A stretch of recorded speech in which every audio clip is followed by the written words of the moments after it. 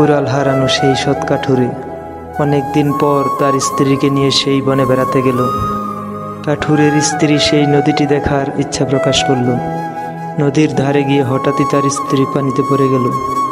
স্ত্রী পানিতে ডুবে যাওয়ায় কাঠুরে কান্না করছিল। তার কান্না শুনে আবারও জলপরি এলো। তারপর জলপরি অতি রূপবতী রাজকন্যার মতো এক মেয়েকে জল থেকে তুলে আনলো, এনে বলল, এটা কি তোমার স্ত্রী? তারপর কাঠুরে বলল, জি, এটাই আমার স্ত্রী।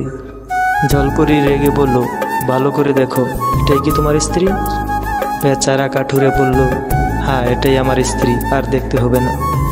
জলপরি হতাশ হয়ে বলল, আগের বার তোমার সততা দেখে মুগ্ধ হয়েছিলাম, কিন্তু এবার তুমি এটা কি করলে? রূপবতী মেয়ে দেখে লোভ সামলাতে পারলে না, নিজের স্ত্রীকে ভুলে গেলে। তখন বেচারা কাঠুরে বলল, আমি বাধ্য হয়ে বলেছি এটা আমার স্ত্রী। যদি না বলতাম, আরেকটা মেয়ে তুলে এনে আপনি বলতেন এটা আমার স্ত্রী কিনা।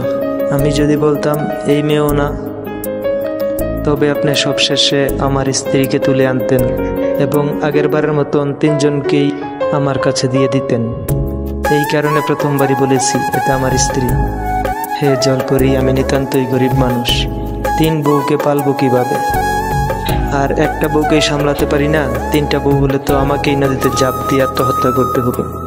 এবারও কাঠুরিয়া সততা দেখে জলপরি মুগ্ধ হলো এবং পানি থেকে তুলে এনে 3 বউকে তো দিলই, সাথে নিজেও কাঠুরিয়াকে বিয়ে করে নিলেন। অবশেষে সৎ কাঠুরিয়াকে 4 স্ত্রী ঘরে নিয়ে ফিরতে হলো। বন্ধুরা, কি বলবো, এই একটা কারণে এই সততা দেখাতে চাই না।